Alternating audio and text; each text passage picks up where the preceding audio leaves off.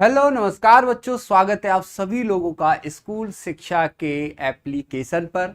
और आज की ये जो क्लास है ये हमारी पहली क्लास है और बेसिकली आज की इस पहली क्लास में हम कुछ पढ़ने और पढ़ाने वाले नहीं हैं। आज हम लोग सिर्फ केवल और केवल सिलेबस को डिस्कस करने जा रहे हैं, यानी कि हमारा जो क्लास 11th के लिए स्कूल का एंट्रेंस एग्जाम होता है तो उसमें क्या सिलेबस रहता है उसके बारे में बात करेंगे और साथ के साथ आपको ये भी बताएंगे कि वो कौन सी बुक्स हैं या वो कौन सी जगह है जहां से आपको तैयारी करनी चाहिए, यानी कि जहां से आप क्वेश्चन प्रैक्टिस कर सकते हैं ज़्यादा। क्योंकि बच्चों के अंदर हमेशा एक डाउट रहता है कि सर ये बैच लिया है, बैच परचेज कर लिया है, ठीक है हम आपसे कंटेंट पढ़ेंगे, हम आपसे कॉन्सेप्ट पढ़ेंगे, प्रैक्टिस भी करेंगे, लेकिन हमें कुछ और ज़्यादा प्रैक्टिस करनी है तो मुझे बुक सजेस्ट कर दीजिए। तो बच्चों वो भी मैं आपको बताऊंगा आप कहाँ से ज़्यादा से ज़्यादा प्रैक्टिस कर सकते हैं। तो चलिए वीडियो की फिर शुरुआत करते हैं, जिसमें हम लोग बात करेंगे सिलेबस डिस्कशन की, यानी कि सिलेबस हमारा क्या रहेगा। सिलेबस की बात करेंगे आज के इस लेक्चर में कि हमें पूरे इस 10 महीने के सफर में क्या सिलेबस तैयार करना है मैथमेटिक्स के लिए। ठीक है, आज हम लोग बात करेंगे सिलेबस डिस्कशन, और सिलेबस डिस्कशन है ये किसका, मैथ के सेक्शन का, मैथ्स के लिए। तो बच्चों अगर मैं बात करूं मैथ में, तो मैथ में आपका जो सिलेबस होता है वो ओवरऑल कहा जाता है कि क्लास 10th का होता है, क्लास 10th। लेकिन दिमाग में ये बात भी रखना है कि क्लास यहाँ पे 9th, यानी कि क्लास 9th के भी कुछ कॉन्सेप्ट आपको पढ़ने होते हैं, वो भी हमसे पूछे तो हमें क्लास 9th के भी कुछ कॉन्सेप्ट यहाँ पर पढ़ने होते हैं। ठीक है, क्लास 9th और क्लास 10th को मिलाकर के हमारा कंप्लीट सिलेबस यहाँ से बनेगा।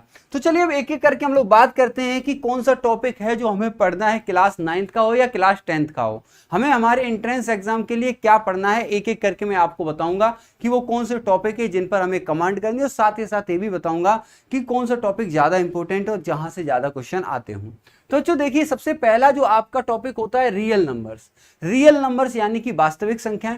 वास्तविक संख्या हमारा पहला टॉपिक होने के साथ साथ एक इंपॉर्टेंट टॉपिक भी होता है। इसके अंदर काफी सारे सब टॉपिक्स है जो कि मैं अगली स्लाइड में आपको दिखाने वाला हूं। अभी आप केवल टॉपिक समझिए, एक हो गया रियल नंबर यानी कि वास्तविक संख्याएं, दूसरा होगा एक्सपोनेंट एंड पावर्स यानी कि घात और घातांक, घात और घातांक होगा। उसके बाद होगा उसी के अंदर एल्जेब्रिक आइडेंटिटीज यानी कि आपकी बीजगणितीय आपकी यहाँ पे सर्वसमीकाएं। तो आपका बीजगणितीय सर्वसमीका से भी क्वेश्चन आता है, ये बहुत इंपॉर्टेंट नहीं है दूसरा, लेकिन यहाँ से एक से लेकर के 2 क्वेश्चन कभी कभी पूछ लिए जाते हैं। तीसरी अगर मैं बात करूं यहाँ पे पॉलिनोमियल्स यानी कि बहुपद नो डाउट आपका एक इंपॉर्टेंट टॉपिक हो जाता है। चौथा आता है pair of linear equation in 2 variable यानी कि 2 चर में रैखिक समीकरण, यानी कि आपको 2 चर में रैखिक समीकरण यहाँ पे पढ़ने होंगे, उसको सॉल्यूशन यानी कि उसको बनाना, उसको सॉल्व करना, सारी चीजें इसके अंदर हमें पढ़नी होती है, आगे मैं आपको बताऊंगा।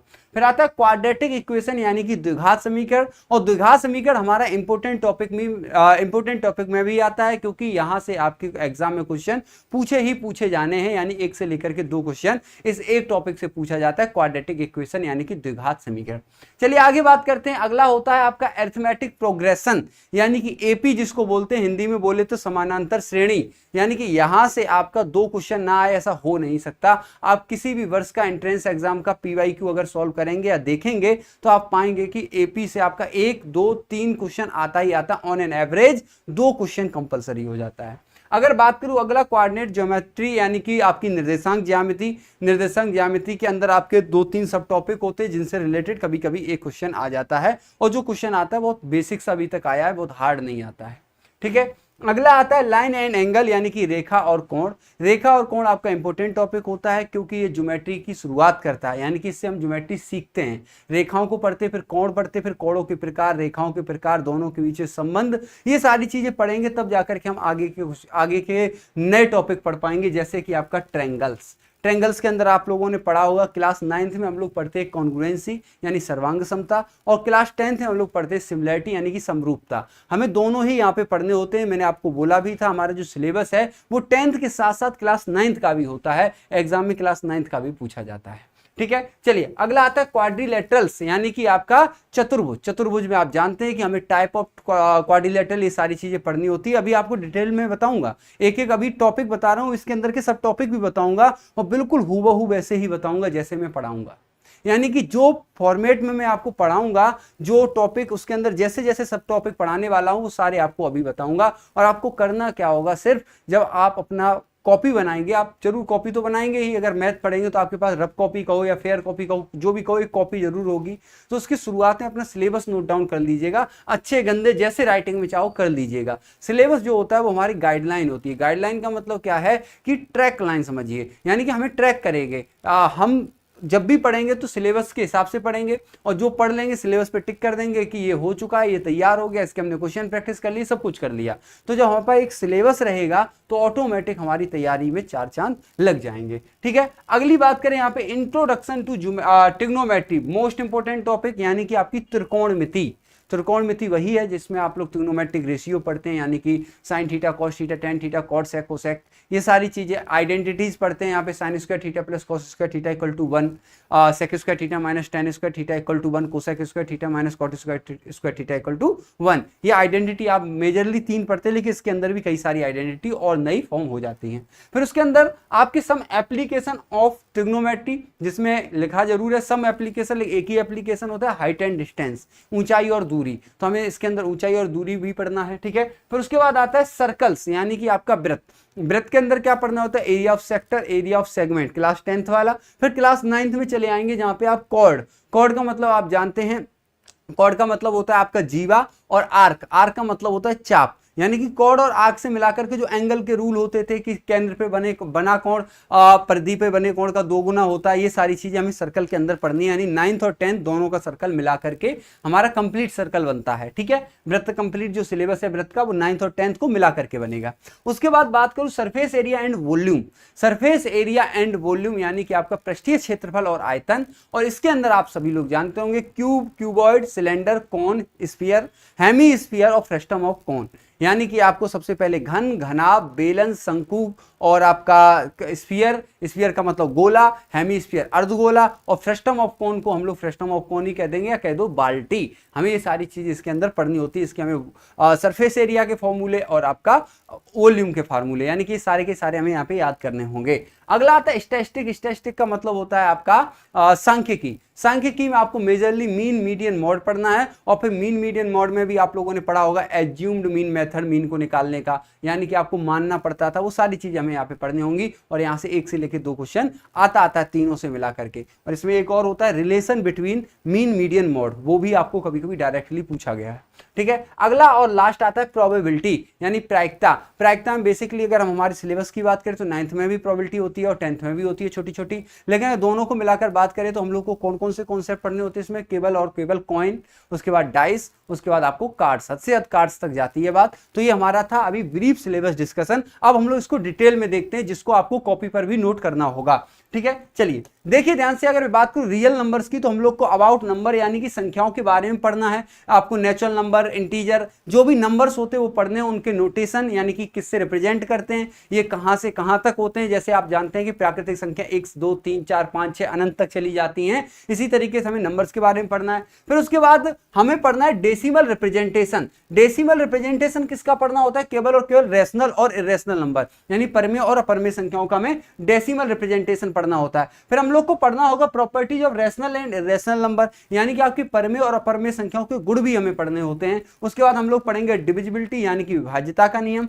उसके बाद पढ़ेंगे यूक्लिड डिवीजन लेमा, यानी कि यूक्लिड एक मैथमेटिशियन है, उन्होंने एक डिवीजन का लेमा दिया था, उसको हमें पढ़ना होगा। फिर fundamental theorem of arithmetic and their applications, exponent of real numbers, आपका यहाँ पे rationalisation, algebraic identities, factorisation of algebraic expressions, और आपके कंप्लीट पीवाईक्यू भी हमें चैप्टर वाइज सॉल्व साथ के साथ करने हैं, यानी कि आपको क्लासेस के दौरान मैं पीवाईक्यू भी सारे कराता चलूंगा। ठीक है, तो ये हो गया आपका टॉपिक 1, जिसके अंदर इतने सब टॉपिक आते हैं। फिर आपका यहाँ पे power and exponent, algebraic identities आ गया। पॉलिनोमियल के अंदर polynomial, degree of polynomial, type of polynomial and their graphs, graph से भी क्वेश्चन आता है कभी कभी। आपका जीरोस ऑफ पॉलिनोमियल यानी कि उसके शून्यक।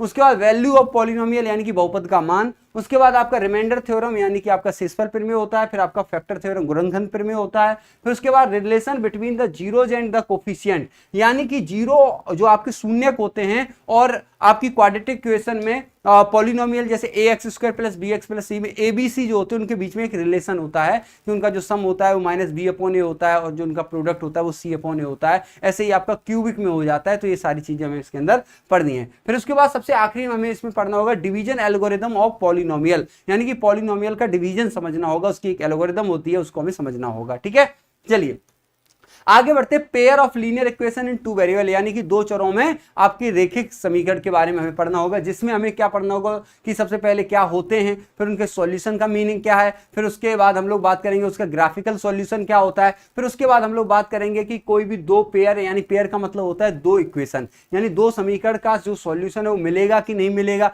मिलने को हम कहते हैं कंसिस्टेंट, नहीं मिलने को कहते हैं इनकंसिस्टेंट, यानी कि मिलेगा कि नहीं मिलेगा। फिर ग्राफिकली देखेंगे, फिर उसके अंदर ये तीन मेथड होते जिसे हम लोग को समझना है, जिसमें हम लोग क्रॉस हमारे सिलेबस से बाहर हो जाता है। क्लास 10th में आप क्रॉस नहीं पढ़े होंगे, केवल सब्स्टिट्यूशन यानी प्रतिस्थापन विधि पढ़े होंगे और पढ़े होंगे इक्वेटिंग द कोफिशिएंट, यानी कि गुणांकों को बराबर करके उसको इक्वेट करना, यानी कि माइनस करना, सब्सट्रैक्शन वाला रूल आप लोग पढ़े होंगे। फिर उसके बाद हम लोग पढ़ेंगे कंसिस्टेंसी की कंडीशन और कुछ वर्ड प्रॉब्लम। उसके बाद पढ़ेंगे हम लोग इसके अंदर इसके अनुप्रयोग यानी कि एप्लीकेशन। फिर सबसे आखिरी में हम लोग PYQ भी सॉल्व करेंगे। हर टॉपिक के हम लोग आखिरी वाला लेक्चर जो होगा वो PYQ करेगा। इस तरीके से हम लोग पढ़ने वाले हैं। ठीक है, चलिए उसके बाद में बात करूं तो क्वाड्रेटिक इक्वेशन यानी कि द्विघात समीकरण। सबसे पहले क्वाड्रेटिक इक्वेशन क्या होता है, ठीक है ना, उसके रूट्स के बारे में पढ़ेंगे। फिर उसके बारे में बात करेंगे कि ये कैसे बनाई जाती है, जिसमें हम लोग वर्ड प्रॉब्लम भी पढ़ते हैं, यानी कि यहाँ पे कुछ बनाने को लेकर के वर्ड प्रॉब्लम भी होती है, वो भी हमें यहाँ पे पढ़नी होंगी।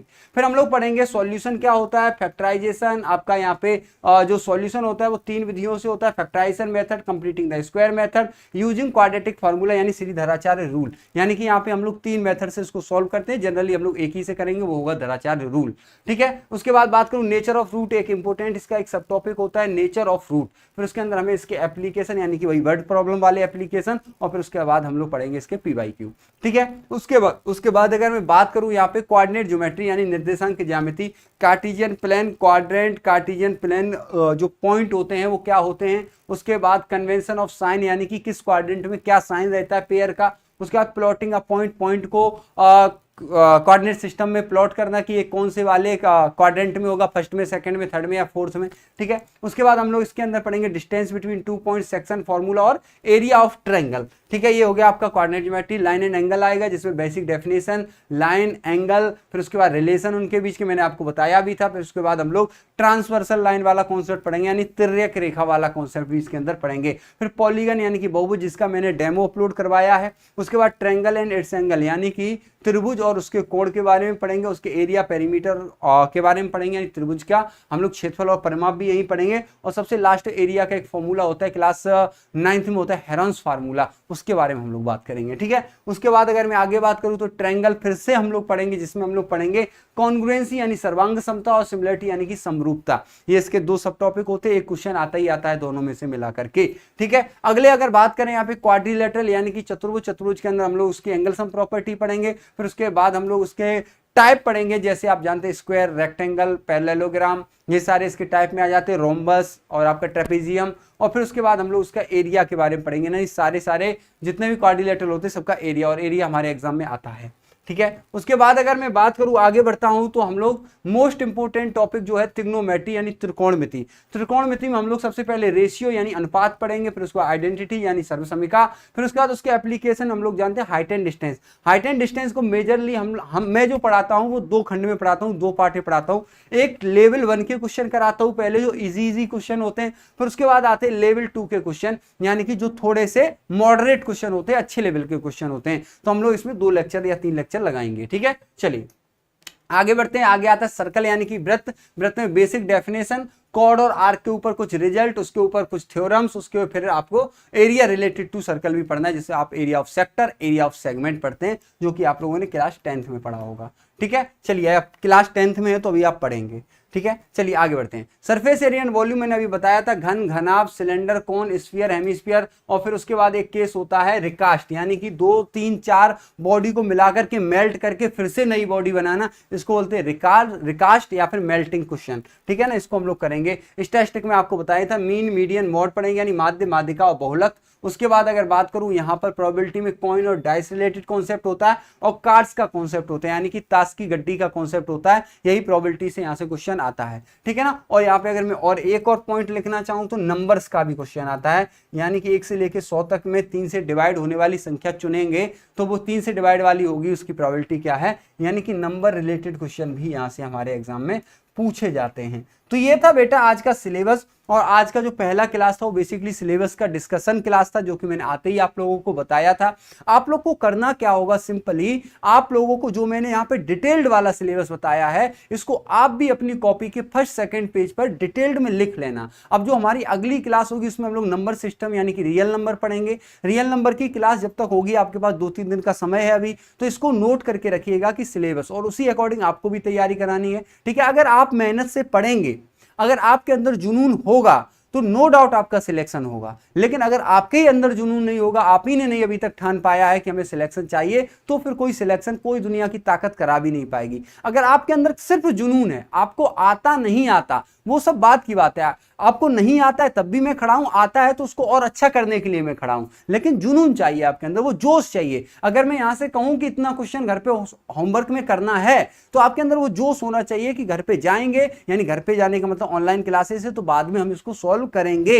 आपको अगली क्लास में आने से पहले वो सारे क्वेश्चन सॉल्व कर लेने हैं, क्योंकि अगली क्लास में जब आओगे तो मुझसे पूछोगे कि सर वो वाला क्वेश्चन नहीं हुआ, वो वाला क्वेश्चन नहीं हुआ। और जहां पर एक दिन का मिसमैनेज हो गया, यानी कि आज का होमवर्क आप कल नहीं दिखा पाए या कल उसके बारे में नहीं पूछ पाए, तो आप परसों पूछोगे, मैं बताऊंगा नहीं, क्योंकि मैं अगले दिन ही बताऊंगा कि पिछले दिन का होमवर्क में क्या दिक्कत आई थी। आप चाहेंगे 4 दिन बाद, 5 दिन बाद पूछेंगे, तो मैं क्लास आपके एक बच्चे के लिए डिस्टर्ब नहीं करूंगा। तो आपको क्लास के साथ चलना है, इसका मतलब है कि आपको डे बाई डे का काम डे बाई डे में ही करना है, यानी कि आज की क्लास का काम आज रात तक कर लेना है, कल की क्लास का कल रात तक, यानी हर दिन ही आपको होमवर्क करना होगा, रिवीजन करना होगा, सब कुछ साथ के साथ करना होगा। और एक चीज और अच्छा है आप लोगों के लिए, आपको कभी भी अगर कोई ऐसी दिक्कत होती है जो आप टाइप नहीं कर पाएंगे यहाँ पे कमेंट सेक्शन में, तो आपको जो हेल्प नंबर दिया गया उससे भी हम आपसे बात कर सकते हैं, आपकी समस्याओं को सुन सकते हैं, आपके क्वेश्चन को सॉल्व कर सकते हैं, ठीक है। सब कुछ आपके हित में किया जाएगा, बस आपको क्या करना है, मेहनत से, मन से, जुनून से, जज्बे के साथ पढ़ना है, और सिर्फ पढ़ना है, सिलेक्शन जरूर मिलेगा, यही मैं कहूंगा। और आज की हमारी यहाँ पे सिलेबस डिस्कशन का लेक्चर यहाँ पे समाप्त होता है। सभी बच्चों को थैंक यू, धन्यवाद, जय हिंद।